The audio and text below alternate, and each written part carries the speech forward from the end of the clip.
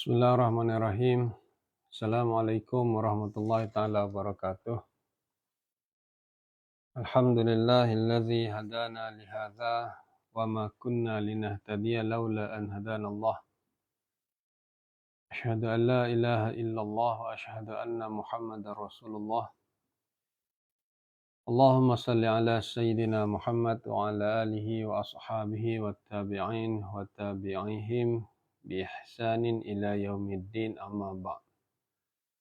Syukur kita kehadrat Allah Subhanahu wa taala. Malam ni kita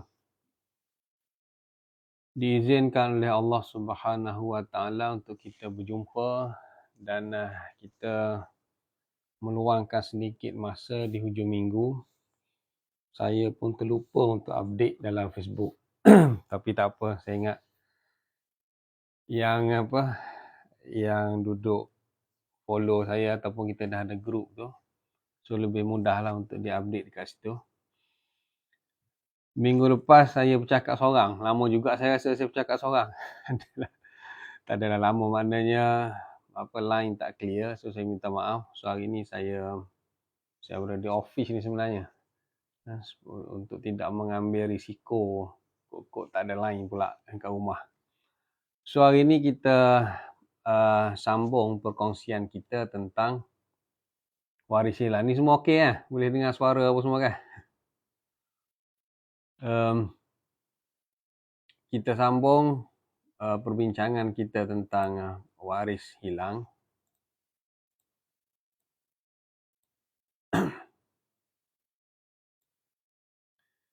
Hari tu kita kat sinilah saya cerita tentang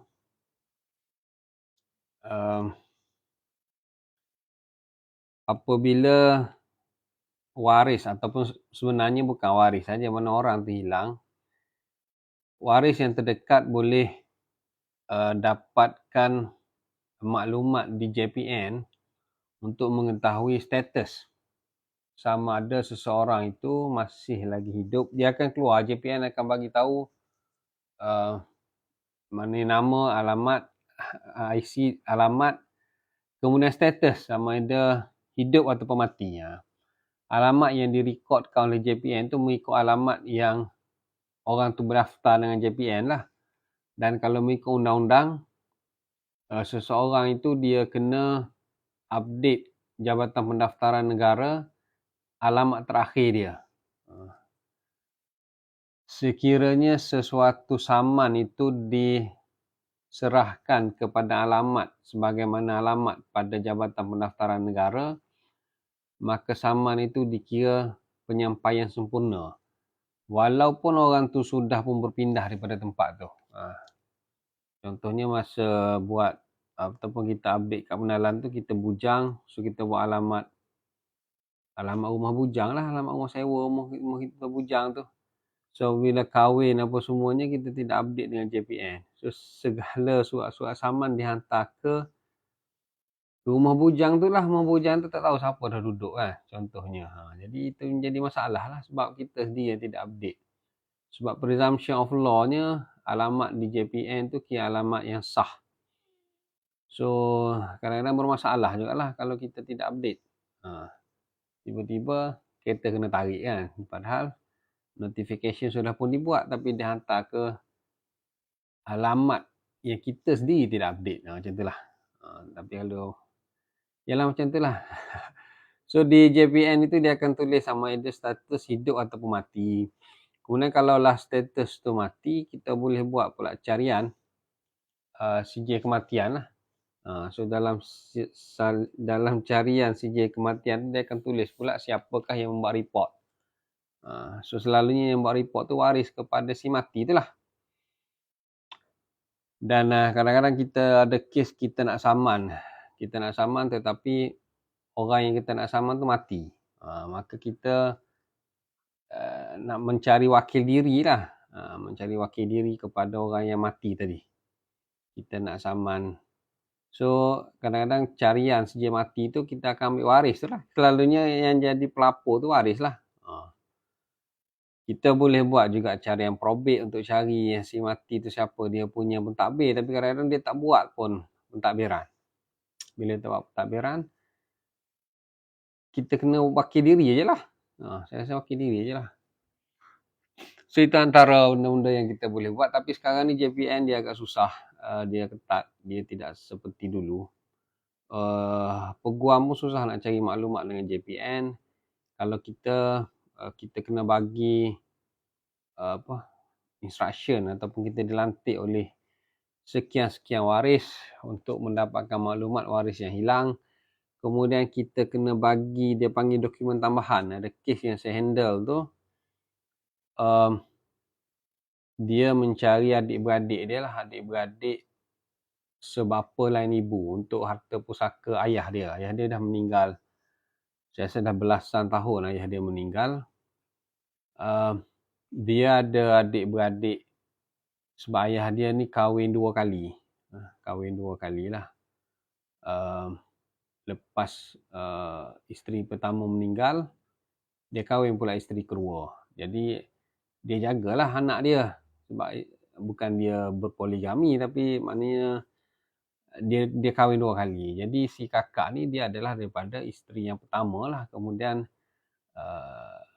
isteri kedua ni jaga juga kakak tu sebenarnya. Sebab masa dia kahwin tu, yang anak daripada isteri pertama tu kecil lagi. Lepas tu bila bapa meninggal, sebab dia yang sulung kan, dia kakak sulung kan. So dia dah dewasa lah sikit sebenarnya, tapi dia rasa dia tak nak tinggal bersama dengan keluarga macam mak tiri dia lah, walaupun dia tak ada isu pun sebenarnya sebab dia besar daripada kecil. So dia macam nak independen lah, ataupun dia nak macam dia melarikan diri je lah, sebab dia kata ayah dia pun dah mati macam tu lah. Tapi masalahnya dengan melarikan diri dia tu, bahkan pusaka arwah ayah dia pun tidak diselesaikan, sehinggalah waris berjumpa dengan saya dan saya nak buat carian JPN itu pun. Kita ceritalah, maknanya kita nak buat carian, kita nak tahu dia sekarang berada di mana, sebab adik-adik ni berkata dia masih lagi hidup. Kita rasa dia hidup lagi, dia cuma tak tahu kenapa, apa masalah dia tak nak appear kan. Dia nak independen lah kononnya. So nak dapatkan dia punya maklumat tu, kakak yang hilang, dapat maklumat dia tu pun dah jadi susah. JPN mahukan dokumen tambahan. Jadi saya minta dokumen tambahan daripada waris jumpa satu loan PTPTN. Loan PTPTN tu, si kakak tu, dia buat loan, arwah ayah yang jadi guarantor. So kita bagi benda tu lah kat JPN. Kita kata bukannya kita nak skodeng, kita nak siasat yang tak apa-apa. Ini memang arahan daripada anak guam. Anak guam ni nak settlekan urusan ayah dia yang meninggal. Yang hilang ni adalah kakak daripada ibu yang berlainan. Dan ini dokumen tambahan yang diperlukan untuk menunjukkan dia ni memang waris lah. Dan memang hilang. Mana macam tu sampai ke tahap macam tu, barulah JPN boleh entertain peguam. Boleh entertain peguam untuk dia bagi maklumat. So kita pun dapatlah maklumat dia berada di mana dan dia masih lagi hidup. Saya serahkan kepada waris lah untuk mencari terlebih dahulu. Kalau nak suruh saya cari pun boleh sebenarnya. Saya tahu tempat in general. Sebab kita dah ada alamat JPN. Tak tahulah kalau dia tidak update. So itu contohnya, maknanya kita peguam sendiri pun agak sukar sekarang ni untuk mendapatkan maklumat daripada JPN dengan segala macam dokumen tambahan lah. Tapi tak apalah, kita meraihkan je lah. Sebab masing-masing institusi dia masing-masing ada dia punya SOP. So yang hilang ni, kalau ada kes waris yang hilang, kita boleh proceed dengan pusaka. Kita tak perlu bimbang, bukan tak perlu bimbang, maknanya kita ada jalan lah, perundangan ni ada jalan dia. Paling susah yang hilang tu, kita akan isytihar dia sebagai hilang. Saya ingat dalam MyETAG pun ada kan, kita tulis dia hilang kan. MyETAG ni saya jangan guna sekarang sebab staff saya yang buat. kita tandakan dia sebagai hilang. Kadang-kadang yang hilang ni tiada maklumat lah, kita tulis tiada maklumat sebab tak ada IC. Kalau ada IC pun dah hilang juga lah. kalau ada maklumat. Kalau yang tadi tu dia adalah maklumat IC sebab memang ada pinjaman PT-PTN tu adalah nombor kad pengenalan dia tu. Sebab juga ada dokumen-dokumen yang macam tu. So simpan lah. Tuan hilang, dokumen tak hilang kan. Tu melarikan diri.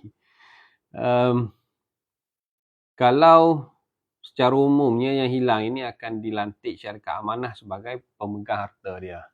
Selalunya akan dilantik amanah raya lah. Tapi kalaulah waris-waris mahukan syarikat-syarikat yang lain, bolehlah syarikat-syarikat amanah yang swasta pun boleh dilantik sebenarnya. Kalau yang normal tidak ada apa-apa pilihan dibuat, selalunya pegawai ataupun mahkamah dia akan bagi kepada amanah raya lah. Sebab amanah raya itu ditubuhkan antaranya lah untuk menjaga harta orang yang hilang. Dan sepatutnya amanah raya kena cari orang yang hilang tu. Tapi dia pun tak ada masa nak cari. Dia pegang je harta orang yang hilang, menjadilah amanah kaya raya lah kan. Sebab disimpan saja. Tapi mana kalau orang yang hilang tu datang kembali menuntut hak dia, maka kita boleh kata untuk bahagian kau, kita dah pun dapat perintah supaya diparking duit tersebut di amanah raya. So amanah raya dia adalah cara dia profiling lah. Maknanya diberi maklumat, dibuka file tu nama dia siapa, dia ada kaitan dengan siapa, bla bla bla bla lah. Macam tu. Mana kalau tak ada nama sebenar pun nama panggilan dan setakat mana maklumat yang ada tu lah. So dia akan trace balik. Dan dia akan bagilah dekat orang yang hilang tu kalau dia pergi tuntut dengan amanah raya. Cuma kadang-kadang dia akan jadi isu kalaulah bahagian orang yang hilang tu kita nak jual. Sebab kalaulah ada yang nak beli, dia kena beli mengikut market lah. Sebab amanah raya dia tidak akan bersetuju sekiranya aset itu dijual. Ada sebahagiannya adalah milik orang yang hilang. Kalau dijual below market value contohnya. Sebab dia kata dia nak jaga kepentingan lah. So dia ada range dia ada. Itu yang kadang-kadang waris nak tebus tu dia jadi susah. Tebus je lah barang yang hilang ni, boleh tebus tapi kena tebus ikut yang dipersetujui oleh pemegang harta dia lah. Kan kalau lah kadang-kadang kalau ibu pegang bagi pihak anak, kadang-kadang boleh lagi harga tu negotiate lah. sebab ibu tu jaga anak tu sendiri, dan waris lain nak tebus apa semua, maknanya terpulang kepada yang dilantik tu. Tapi kalau yang institusi ni dia ada polisi dia lah, macam tu. Ini adalah hukum hakam bagi orang yang hilang. Seseorang yang hilang itu, maka isterinya tidak dibenarkan menikah dengan orang lain sehingga disahkan kematiannya. So isteri yang bukan kematian, kehilangan suami, dia tidak boleh berkahwin lah sehinggalah disahkan tentang status suaminya yang hilang itu. Sama ada suami dia tu mana disahkan mati lah, kena sahkan mati dengan perintah anggapan kematian. Sebenarnya kalau isteri dia nak kahwin lain, dia tak perlu pun ambil perintah anggapan kematian sebenarnya. Isteri kalau suami dia hilang, tak balik-balik, dia ambil je lah pembubaran perkahwinan secara fasakh ataupun pembubaran perkahwinan secara khuluk lah. Sebab dah ada lafaz ta'liq kan. Di Malaysia ni kita ada amalkan lafaz ta'liq 3 bulan qamariyah, tidak memberi nafkah sedangkan dia taatkan saya, dan dia mengadu kepada mana-mana mahkamah syariah dan membayar bagi pihak saya RM1 ataupun setengah negeri itu RM10. RM10 lah, nampaklah ada maruah sikit si suami kan. RM1 murah sangat harga suami, tapi suami pun memang jang tak balik-balik. RM1 atau RM10 mengikut lafaz masing-masing, maka tertalaklah isteri saya secara khuluk. Maknanya bayaran tu dikira sebagai khuluk lah. RM1 ke RM10 tadi dikira sebagai khuluk. So dia boleh mengadu di mana-mana mahkamah syariah. Cuma saya ada satu kes tu, dia pergi mengadu di Majlis Agama Islam Naratiwat. Maka Majlis Agama Islam Naratiwat mengeluarkan CJ cerai kepada isteri tadilah. Sebab dia mengadu suami dia tidak memberikan nafkah kepada dia. Kemudian mati suami dia. Bila mati suami dia, pergi ke pusaka kecil. Pusaka kecil kata kita tidak boleh sahkan sebab tidak ada pengesahan cerai. Pendaftaran perceraian ni tidak dibuat di mahkamah syariah. Jadi kita lantik anak dia jadi pentadbir. Kalau dulu kita tak boleh nak bahagi sebab faraid tak clear lagi sila dapatkan perintah faraid di mahkamah syariah. So anak dia pun pergilah ke mahkamah syariah. Mahkamah syariah kata kita tak boleh lagi keluarkan perintah faraid sebab tak sah lagi sama ada bercerai ni sah ke tidak. Si mati ni dengan isteri dia ni, perceraian di Thailand tadi dengan apa? Dia ambil yang ta'liq tu di Thailand. Sedangkan lafaz tu kata mengadu di mana-mana mahkamah syariah. So pergilah pula ke Dewan 2. Saya bawa pula ke Dewan 2 untuk ambil pengesahan ataupun pendaftaran perceraian. So mahkamah mengesahkan bahawasanya perceraian itu tidak sah. Perceraian itu tidak sah. Nama apa hakim saya tak ingat di KL. So bila perceraian tidak sah, maka isteri itu layak untuk mewarisi 1/8 lah sebab dia dikira masih lagi isteri. Walhasil isteri itu dah kahwin, ada suami baru dah. Sebab tempoh tu bertahun-tahun selepas dia orang berpisah. Selepas dapat sijil cerai daripada Thailand tu, dia orang kahwin, isteri tu lah kahwin, suami tak kahwin. Suami yang jaga anak pula. Suami yang jaga anak, kemudian suami tu meninggal. Anak dia lah datang jumpa saya. So dapat juga dekat mak dia 1/8. Kan? Dapatlah sebab perceraian itu tidak sah. Dia kalau nak bercerai di Thailand, jangan gunalah yang lafaz ta'liq tu. Sebab lafaz ta'liq tu untuk mengadu di mana-mana mahkamah syariah. So apa definisi mahkamah syariah? Panjang pula hakim duduk syarah kat saya. Saya bukannya kata sah pun, saya nak bawa aje. Kalau tak sah, tak sah. Sah pun saya nak settlekan masalah. Kan dia syarah pula definisi mahkamah syariah bla bla bla bla bla. Tak apalah. So tidak sah. Lamalah kes tu. Pergi pusaka kecil. Mahkamah syariah pun dah jadi 2 file. Pergi nak dapatkan sijil faraid. Dia pergi pula kepada Dewan lain untuk tentukan dulu perceraian. Kemudian pergi pula kepada faraid. Kemudian pergi pula kepada pusaka kecil.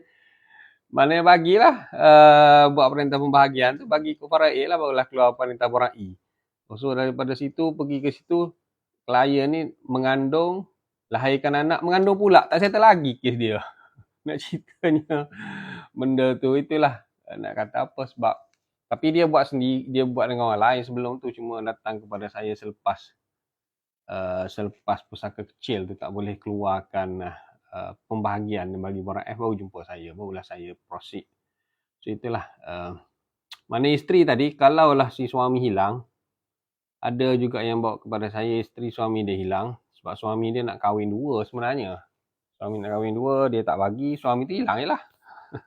Suami dia hilang. Dia datang dekat saya, dia kata mati dah kot suami saya. Mati dah kot. So saya nak pohon cerai lah. Saya ingatkan betul-betul suami dia hilang dah mati. Rupanya cerita lain. Rupanya suami dia tu nak kahwin 2, dia tak bagi. So hilang lah. Padahal suami dia jumpa je dengan anak-anak. Dekat sekolah, dekat universiti kan. Suami dia dah ada kehidupan lain pun. Tapi suami pun nak marah. Aku malah ceraikan kau gantung aja kan. Memang hampir punya suami apa. So kalau yang macam tu selalu kita tak bawa pun dia bercerai dengan anggapan kematian sebab dia ada risiko lah. Kalau nak bercerai sebenarnya bagi saya isteri tak payah membawa anggapan kematian di mahkamah syariah, cukuplah dia dapatkan perceraian tu sama ada secara fasakh ataupun secara khulu' lah. Sebab sekiranya kita ambil anggapan kematian dan bercerainya si isteri tadi dengan anggapan kematian suami tadi, ini section 80 kalau Akta Undang-Undang Keluarga Islam Wilayah. Sekiranya suami yang dikatakan hilang tadi tiba-tiba hidup. Kan? Isteri dia dah ada suami lain sebab yalah dia dah dapat perintah anggapan kematian daripada mahkamah syariah mengatakan suami dia yang hilang tu dah pun mati, dia berkahwin lah. Rupanya balik si suami lama tu balik hidup lagi kan. Dia kata aku kena tsunami ataupun aku kena sembunyi dalam hutan untuk berperang dengan jin kan. 10 tahun duk berperang, 5 tahun duk berperang dengan jin, akhirnya dia boleh keluar, tiba-tiba kau kahwin pula. Tiba-tiba kahwin pula dengan kawan baik aku pula kan. Suami baru tu kawan baik pula. So sebenarnya kalau dari sudut hukum, suami yang pertama tu dia boleh pohon untuk memfarakkan, untuk memisahkan isteri dia tu dengan suami baru. Sebab matan sudah pun berubah, anggapan kematian itu terbatal. Sebab dia masih lagi hidup. Macam tu. Kan? Sebab mazhab Syafi'i digunakan istishab. Baqa'un makana ala makana. Maknanya kekal benda tu sebagaimana yang asal lah. So asalnya dia lah suaminya. Kau dapat anggapan kematian, bukannya kau dapat mati hakiki. Anggapan kematian ni mati hukmi. Mati hukmi ni dia boleh berubah apabila berubahnya matan, apabila berubahnya fakta. Faktanya aku balik sekarang. Aku balik sekarang, so akulah suami kau sebab aku tak pernah bercerai dengan kau. Kau bercerai dengan aku tu sebab anggapan kematian aku ni mati. Sekarang aku hidup. Macam tu lah. So, sebab tu lah saya kata kalau dia bercerai tu tadi menggunakan fasah, then suami yang balik lepas tu dia tak boleh nak claim dah. Dia tak boleh nak memfarakkan sebab aku bercerai dengan kau sebab fasah. Sebab engkau gagal bayar nafkah bla bla bla bla. So dia tak boleh nak ambil balik lah. So hiduplah aman-aman dengan suami baru tu.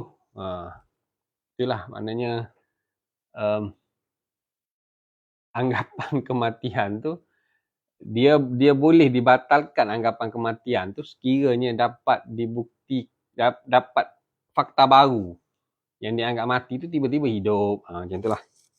Sebab itulah kalau nak bercerai, saya rasa lebih baik ambil yang lain-lain lah, ambil yang fasah. Dan saya tu pun buat permohonan fasah lah untuk klien saya tu. So tapi tak apa, kita boleh juga ambil anggapan kematian kalau kita yakin yang hilang tu sudah pun mati lah. Kalau tak ambil perintah anggapan kematian, dia tak boleh kahwin lah. Hak miliknya tidak boleh dibahagi-bahagikan melainkan setelah disahkan kematiannya.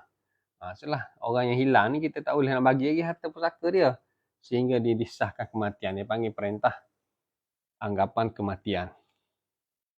Perintah anggapan kematian ni mati hukmi dia panggil. Dia satu lagi dia mati hakiki. Kalaulah seseorang tu mati hakiki, kita nampak si suami tu mati, ada mayat dia dan dikuburkan. Katakanlah dia hidup balik. Dia hidup balik tu sama ada dengan keramat dia ataupun dengan sihir dia. Ini ulama bincang enggak berkalau-kalau. So adakah si dia mati tadi dibatalkan sebab ini mati hakiki ya, mati yang kita nampak mayat tu ada. Sebab dia hidup balik. Adakah mayat tadi, adakah si dia mati yang betul lah mati hakiki bukan mati hukmi. Adakah matan dia berubah tiba-tiba dia hidup. Itu dia kira tak. Kalau orang yang mati hakiki tiba-tiba hidup balik, dia dikira mati juga. Sebab dia panggil an-nadhir kal ma'dum. An-nadhir kal ma'dum. Maknanya benda yang jarang-jarang berlaku dia macam tak ada, tak pernah berlaku. Memang tak pernah berlaku pun mana ada orang mati hidup balik kan. Mak kilau tu pun tak mati kan. Tak mati, dia cuma menyamar jadi mak siam. Kemudian bila dia rasa confident untuk balik, dia balik lah. Bukannya mati hidup balik. Dia memang tak mati pun. Tapi adalah maknanya mati hidup balik ni dibincang dalam dua segi. Sama ada mati hakiki ataupun mati hukmi. Kalau mati hukmi dia boleh membatalkan perintah anggapan kematian. Tapi kalau mati hakiki dia tak.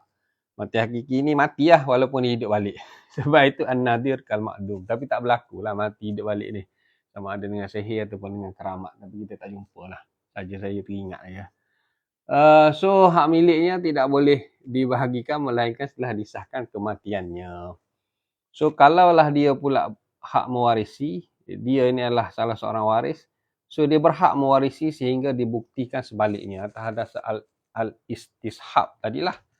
Dalam kes tadi si kakak tu dia layaklah mewarisi sebab JPM pun kata dia hidup. Tidak, dan kita pun tak ambil lah perintah anggapan kematian dia tu. Secara logik dia masih lagi hidup lah, umur saya ingat 40-an kot. Ataupun dekat-dekat 50-an kot. Menggunakan prinsip al-istishab tadilah baqa'un makana alama kana. So perintah anggapan di Malaysia ini dia ada dua.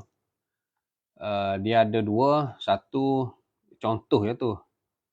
Seksyen 80 tu contoh lah. Maknanya satu di Mahkamah Syariah, satu di Mahkamah Sivil. Kalau di Mahkamah Sivil, permohonan dibuat di bawah Seksyen 108 Akta Keterangan 1950 yang mana tempoh hilangnya hendaklah lebih daripada 7 tahun.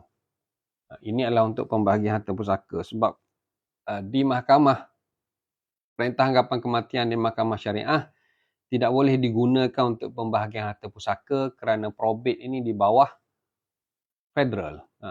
Probate ini di bawah federal. Walaupun adalah macam-macam lah pertindihan. Kan? Tapi yang ni Elin tu dia bawa yang kriminal. Dia tak bawa yang civil ni. Yang mal ni dia tak bawa. Dia bawa yang kriminal tu. So memang adalah beberapa isu. Tapi setakat ni maknanya dia dikira di bawah federal. Maka dia kena ikut undang-undang sivil lah. Maknanya kena mati mengikut sivil. Barulah boleh dibahagikan harta pusaka. Sebab tu saya kata jarang orang ambil perintah anggapan kematian di Mahkamah Syariah lah sebenarnya. So, ulama' membincangkan dan boleh dikatakan jumhur ulama' mengatakan memadai hilang tu 4 tahun. Sebab itulah Mahkamah Syariah 4 tahun. So, bila orang tanya saya, kenapa di Mahkamah Sivil kena sampai 7 tahun? Lambat 7 tahun ni. Sebab Mahkamah Sivil dia bukan ikut ulama'. Mahkamah Sivil ni dia ikut Akta Keterangan 1950 saya tak tahu daripada British ke daripada India ke apa. Saya tak tahu. Kita beriman sebab kita dijajah kan. Kita ambil je lah undang-undang penjajah. So sampai sekarang dah berapa tahun kita merdeka, 7 tahun situ tak ubah-ubah pun. So tak apalah, 7 tahun pun 7 tahun lah, tunggu je lah. MH370 pun dah lebih 7 tahun boleh ambil dah sebenarnya anggapan kematian. So anggapan kematian ni dia perintah anggapan kematian di Mahkamah Sivil ni pula dia boleh pecahkan kepada dua sebenarnya. Satu, perintah anggapan kematian yang betul-betul orang yang hilang itu kita nak anggap sebagai mati. Yang ni memang agak sukar juga sebenarnya sebab Mahkamah Sivil dia memerlukan pembuktian tentang usaha.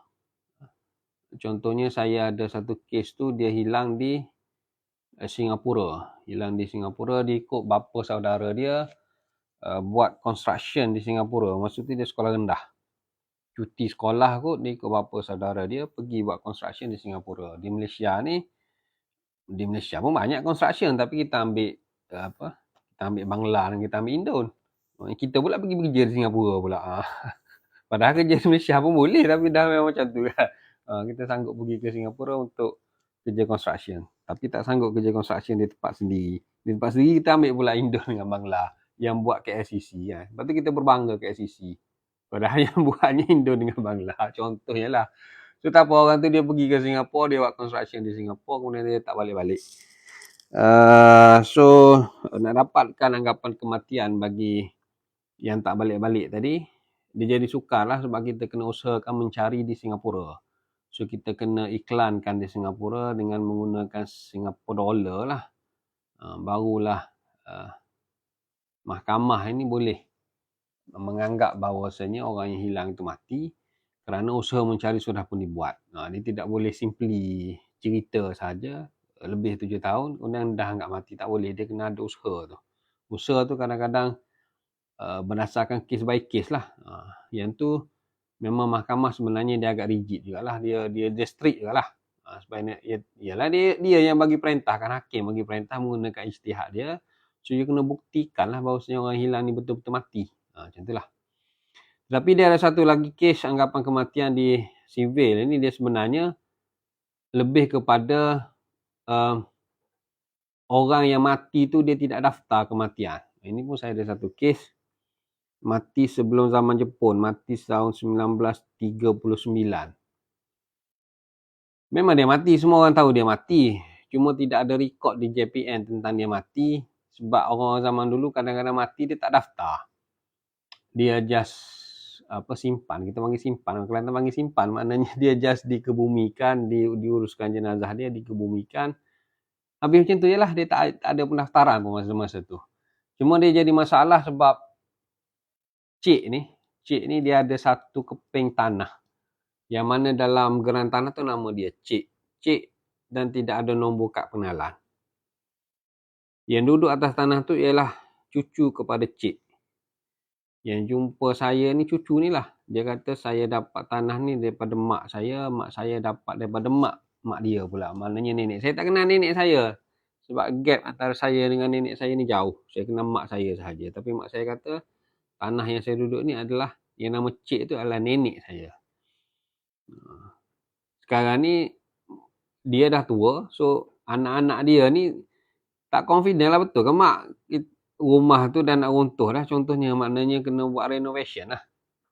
Tapi anak-anak maknanya dah jadi cicit lah. Dia pun cucu yang cicit kepada cik tu lah. Yang bayar-bayar saya ni cicit. Jadi dia kena selesaikan urusan cik tu. Cik yang tak ada nombor kad pengenalan tu. Jadi kita kena buktikan di mahkamah cik ni sudah pun meninggal. Dan cik inilah pemilik tanah tu. Yang dalam geran tu nama cik yang tak ada IC. Bukan senang kat sebenarnya. Tapi adalah kita berjaya dapatkan beberapa pembuktian. Contohnya kita berjaya buat apa dia panggil satu surat akuan sumpah daripada orang yang mengenali cik tu. Dia cerita kat situ. Tapi dia pun dah mati dah. Dia dah mati. Cuma masa dia hidup dia pernah buat suatu surat akuan. Dia kata saya mengenali cik ni. Dan cik ni meninggal pada tahun 1939. Dan saya menjadi saksi pengebumian cik ni. Dan saya mengakui bahawasanya cik ni ada sekeping tanah yang bernombornya sekian-sekian. Nombor tanah tu lah.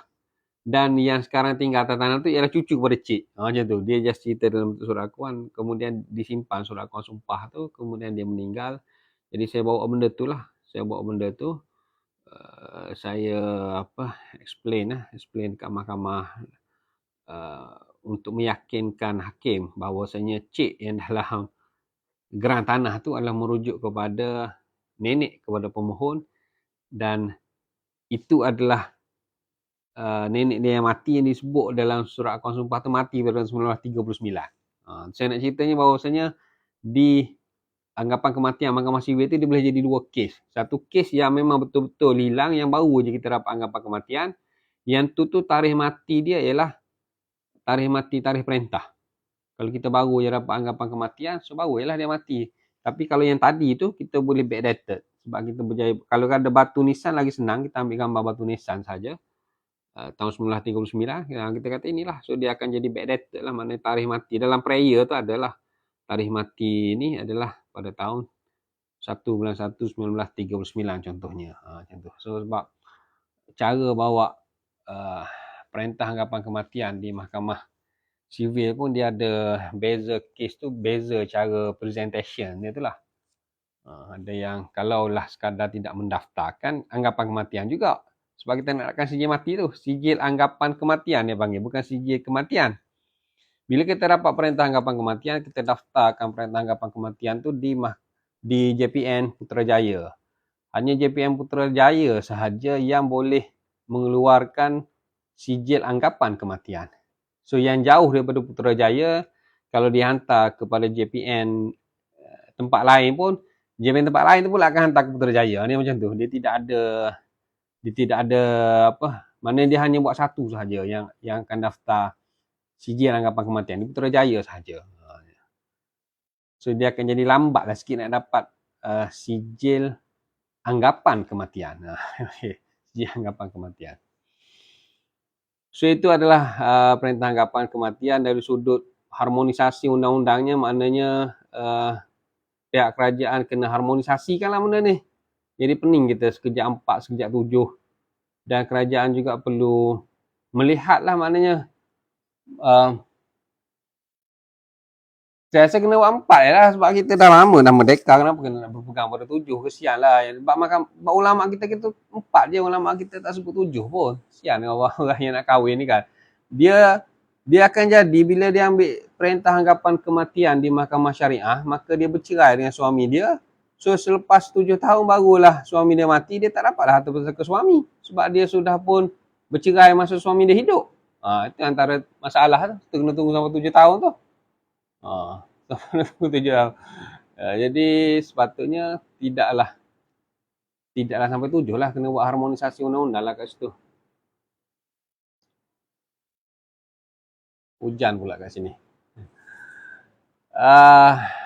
So waris yang hilang ni dia ada dua situasi, sama ada dia waris tunggal ataupun dia terdapat waris lain, dia berkongsi dengan waris lain. Kalau waris yang hilang tadi dia adalah waris tunggal, dia menjadi pendinding, maka perlu ditangguhkan segala pembahagian harta pusaka sehingga dijelaskan status dia. Sebab dia sebagai pendinding kan. Jadi dia terhidup lagi lah, dia mendinding orang lain pula. So memang kena buat anggapan kematian, barulah boleh dibahagikan lah. Tetapi kalaulah dia waris yang terdapat waris lain yang turut berkongsi bahagian dengan dia, so dia terdapat 3 pendapat di kalangan ulama. Yang jumhurnya ialah waris lain diberikan bahagian yang paling yakin ataupun yang paling rendah, minima. Maknanya walaupun ada waris yang hilang, dia tidak menyebabkan waris lain tu tak dapat. Waris lain pun dapat, tetapi waris lain yang dapat tu dapat bahagian yang paling minima dia panggil. Dia panggil kiraan secara takdir, takdir hidup, takdir mati, kemudian dia al-jam'u. Dia menggabungkan di antara dua kiraan tadi dan dia memberikan yang minima. Lepas ni saya akan bagi tunjuk contoh yang lebih detail. Tapi sebenarnya pemberian yang minima ni kita tidak amalkan di Malaysia. Walaupun itu jumhur sebenarnya dari sudut teori faraid, sebab Malaysia dia tidak mahu, mahkamah syariah dia tidak mengeluarkan perintah faraid interim. Sebab dari sudut pentadbirannya, perintah faraid interim ni dia jadi dibimbangi orang awam akan melihat ini dah perintah kekal. Walhal perintah faraid interim. Jadi dia tak keluar, mahkamah syariah di Malaysia ni dia tak keluar perintah faraid interim, walaupun di dalam teori ilmu faraid dia ada benda-benda macam tu. Yang inilah yang di reserve maksimum kepada reserve maksimum sebab nak pastikan yang hilang tu hidup ataupun mati. Itu jumhur sebenarnya, tapi kita tak amalkan di Malaysia. Satu lagi, orang yang hilang dianggap telah meninggal. Ini lagilah minoriti lah. Sebab yang di Malaysia ni pendapat yang ketiga, orang yang hilang dianggap masih lagi hidup. Ini yang diamalkan di Malaysia. Orang yang hilang tu dianggap masih lagi hidup sehingga dibuktikan dia mati. Macam tu. Sebab itu lagi mudah lah. Sebab bila kita anggap hidup, kita keluarkan perintah faraid sebagai hidup lah yang hilang tadi. So tarikh mati, lepas ni saya akan tunjuk contoh lah. Sebab yang ni pun tak clear kalau tak ada contoh. Tapi yang ni pun melibatkan faraid, kadang-kadang kena pergi kelas lah. Kecuali yang dah pergi mungkin refresh sajalah. Bermula tarikh perintah anggapan kematian. So selagi dia tak dapat perintah anggapan kematian, dia hidup. So bila dapat perintah anggapan kematian, tarikh mati dia tu adalah pada tarikh perintah tu lah. Orang hilang berhak mewarisi selagi tidak dibuktikan dia telah mati atau selagi tidak dihukumkan mati melalui anggapan perintah kematian. Tarikh mati tidak boleh berkuat kuasa terkebelakang, tidak boleh backdated. Bagi mengelakkan berlakunya kes waris yang hilang, tersilap memakan hak waris yang lain jika orang yang hilang itu dianggap mati berkuat kuasa sebelum dari itu. Kita tengok contoh lah. Ini contoh kes. Si mati meninggalkan suami, ibu, 2 orang saudara seibu sebapa perempuan, dan seorang saudara seibu sebapa lelaki yang hilang. Style saya tulis saudara seibu sebapa perempuan. Saya tulis hubungan dulu seibu sebapa, jantina saya letakkan di belakang. Setengah orang dia panggil saudara perempuan seibu sebapa, itu mazhab lain. Bukan mazhab lain, mana pengajian lain lah. Saya mengaji juga cara tu. Tapi guru faraid saya yang mula-mula dulu ataupun yang banyak saya belajar, dia meletakkan jantina di belakang lah. 2 saudara seibu sebapa perempuan. Tapi dalam perintah faraid kebanyakan hakim dia sebut dua saudara perempuan seibu sebapa. Dia sebut jantina. Jantina duduk kat tengah. Tapi tak apalah, saya guna style saya lah. 2 saudara seibu sebapa perempuan, seorang saudara seibu sebapa lelaki. Maknanya si mati ni adalah isteri yang tidak ada anak lah. So dia ada suami, dia ada ibu. So seorang adik-beradik dia, sama abang dia ataupun adik lelaki dia tu hilang. So kalau kita mengandaikan dia hidup, ini yang diamalkan di negara kita. Suami dapat 1/2 kerana si mati tiada anak.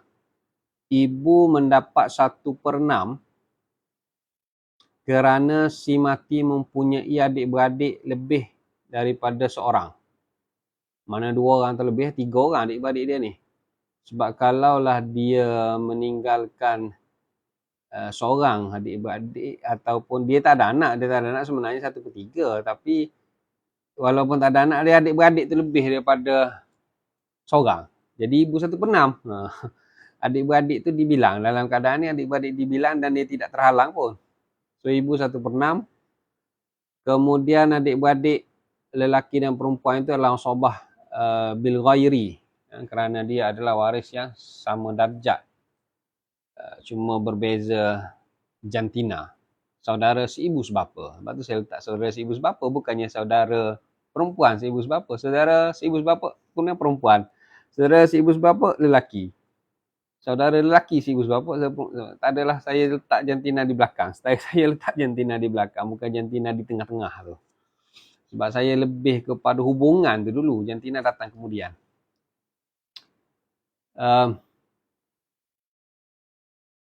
Soal sobah bil ghairi, 2 dengan 6, asal masalah dia ada 6.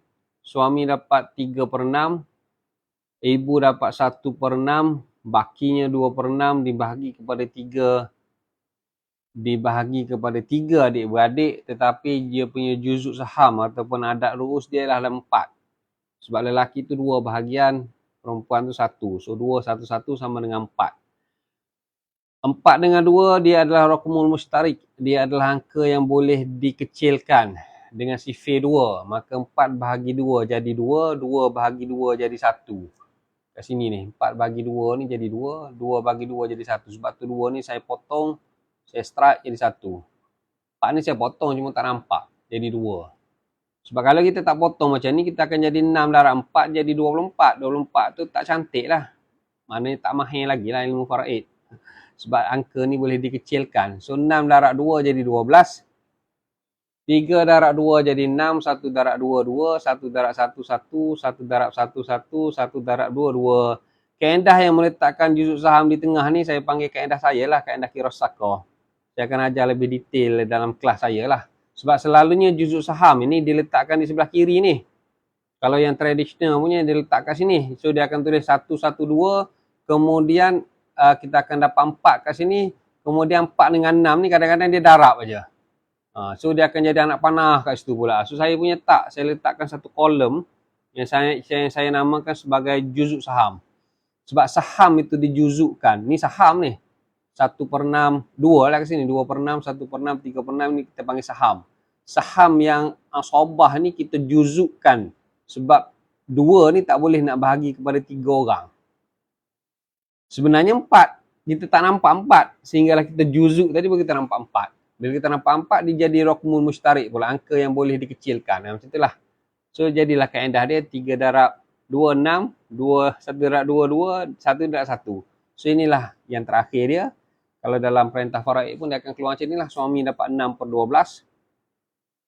Ibu 2/12. Saudara seibu sebapa perempuan. Setiap seorang tu 1/12, 1/12. Yang hilang tu dapat 2/12 dan diberi bahagian yang hilang tu. Mana kalau kita jual, yang saya kes di Singapura tu kita jual sebenarnya. Kita jual rumah tu dan saya bagi kat Amanah Raya lah. Portion yang hilang tadi. Sebab nak dapatkan layan kematian susah sebab kena buat pencarian di Singapura kan. Jadi yang kat hidup je lah, tak yang kat mati je lah. Kalau susah-susah kita angkat dia hidup je. So kalaulah kita menganggap dia sebagai mati, sebab dia sebenarnya dia mewarisi. Ni saya nak cerita ni kenapa anggapan kematian tu kena buat tarikh. Tarikh perintah anggapan kematian tu berdasarkan tarikh mati dia tu kena berdasarkan perintah anggapan kematian. Sebab kalaulah dia tu mati, dia sebenarnya dia akan jadi kiraan macam ni. Yang hilang tu dia anggap sebagai mati. Ataupun memang lepas tu terbukti sebagai mati. Suami 1/2, ibu 1/6, saudara seibu sebapa perempuan 2 orang, 2/3. So bila 2/3 dengan tu dia jadi asal masalah 6 tapi dia dah jadi masalah aun. Ini memang faraid lah. Memang faraid lah. Tak belajar faraid letih pula lah nak cerita aun tu. Aun ni maknanya diperbesarkan pembawah daripada 6 ni kepada 8. Aun ni tak banyak sebenarnya. 6, 7, 6, 8, 6, 9, 6, 10. Kemudian daripada 12 dia jadi 13, 15 dan 17. Daripada 24 jadi 27. Itu aja masalah-masalah aun. Dalam kes ni 6 kepada 8. Maksimum aun ialah 6 kepada 10 kan. So ini 6 kepada 8 lah. So dalam kes ni suami asalnya 3/6 sebabkan kes aun jadi suami 3/8. Ibu 1/6 jadi 1/8. Saudara seibu sebapa perempuan 2/8. 2/8. Katakanlah tiba-tiba yang hilang tadi kita buat perintah anggapan kematian backdated. Maknanya dia dianggap sebagai mati. Sedangkan kita dah bagi kepada suami tadi 6/12, separuh. Rupa-rupanya suami tak entitled pun separuh. Sebab dia tu dah mati. Suami sebenarnya entitled 3/8. Jadi suami terlebih ambil pula. Sebab tu kita tak boleh buat tarikh tu terkebelakang. Jadi nanya pula suami kena refund pula. Padahal dia dah ambil 3/8. Dia dah ambil 6/12, 1/2. Walhal dia tak boleh ambil 6/12, dia kena ambil 3/8. Sebab itulah kalau dianggap dia masih lagi hidup, tak apalah, bahagian dia ni 2/12 tadi dikira sebagai dilepas dia mati, kita anggap yang hilang tadi kita baru lepas dibahagikan faraid ni barulah dia tu mati. So kita anggap dia mati kemudian lah, munasakak lah, bahagian dia 2/12 tu dibagi pada waris-waris dia pula. Baru betul anggapan kematian tadi. Maknanya tarikh dia tu pada waktu material perintah tu diperolehi. Dia tak boleh backdated. Kalau backdated nanya lah. Sebab kita dah bagi macam ni. Tiba-tiba mati. Rupanya yang hilang ni. Oh ni pula kiraan dia. Macam mana suami nak refund? Kena refund kepada adik-beradik. Jadi masalah. Sebab tu anggapan kematian tu dia tarikh mati tu kena pada tarikh perintah tu. Tu dalam sijil anggapan kematian tu lah. Dia ikut tarikh perintah tu lah. So kalau ikut kiraan ulama, dia kira macam ni. Ini memang pening sikit ni.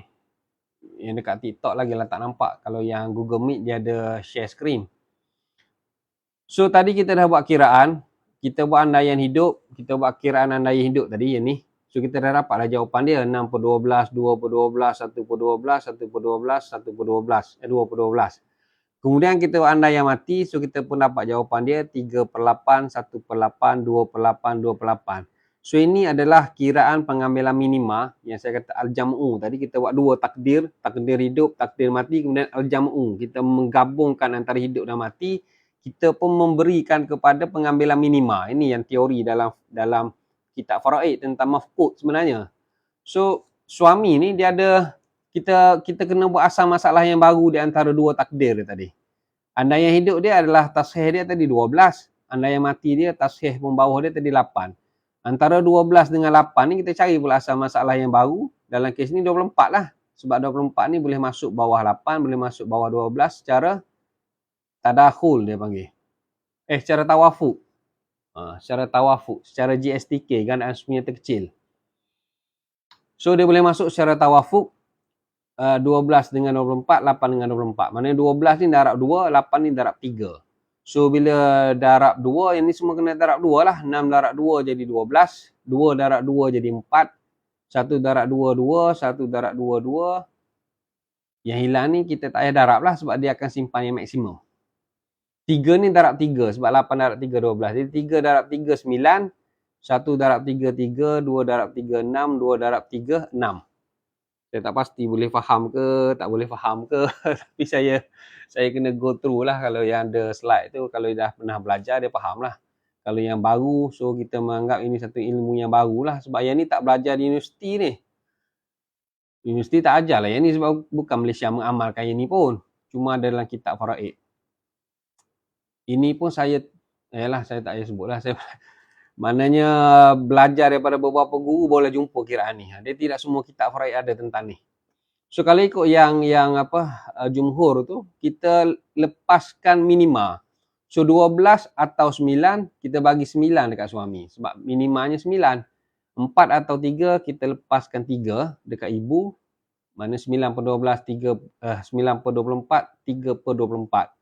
Kalau 2 atau 6, kita lepaskan 2. 2 per 24, 2 atau 6, kita lepaskan 2. 2 per 24, 8 ni disimpan.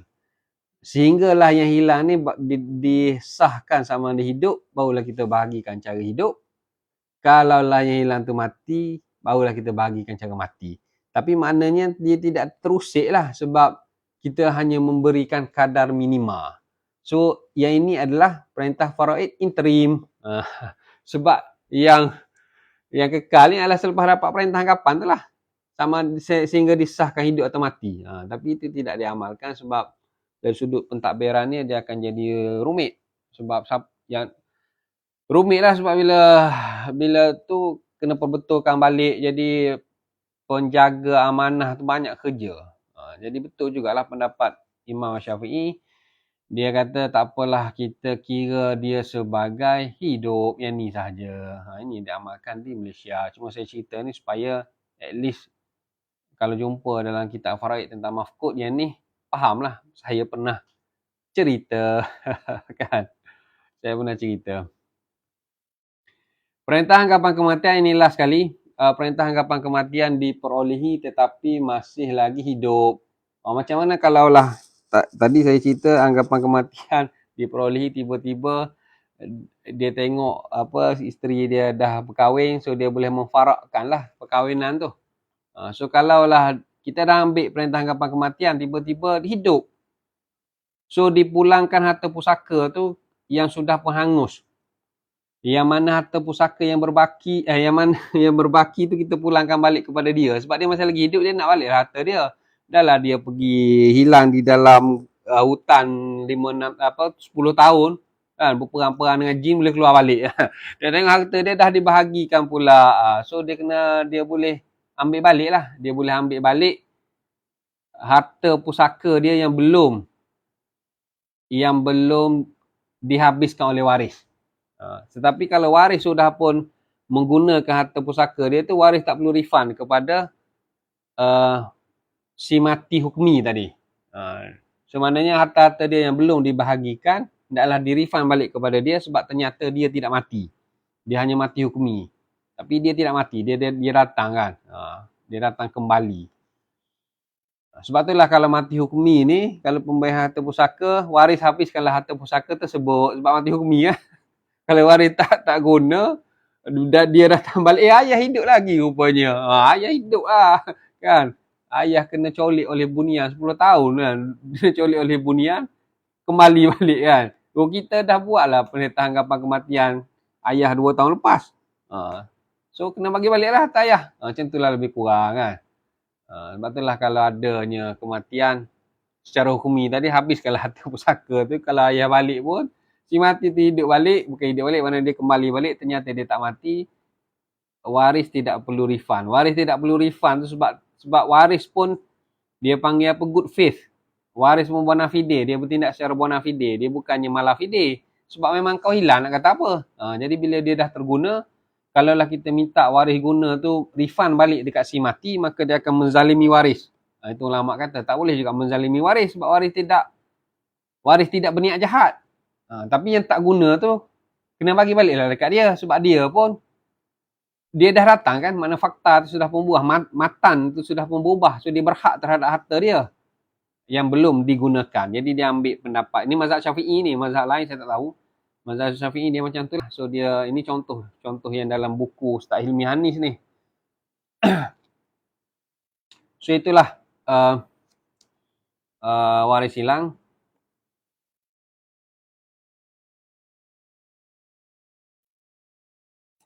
Kita bincang waris hilang dalam sesi ni, dan saya ingat itu saja untuk malam ini. Kita next week kita akan bincang tentang beberapa isu lah, tentang beberapa isu yang selalu timbul di dalam pengurusan harta pusaka. Apa yang baik datang daripada Allah Subhanahu Wa Taala, apa yang kurang itu kerana kelemahan saya. Kita tutup dengan membaca tasbih kafarah dan surah wal asr.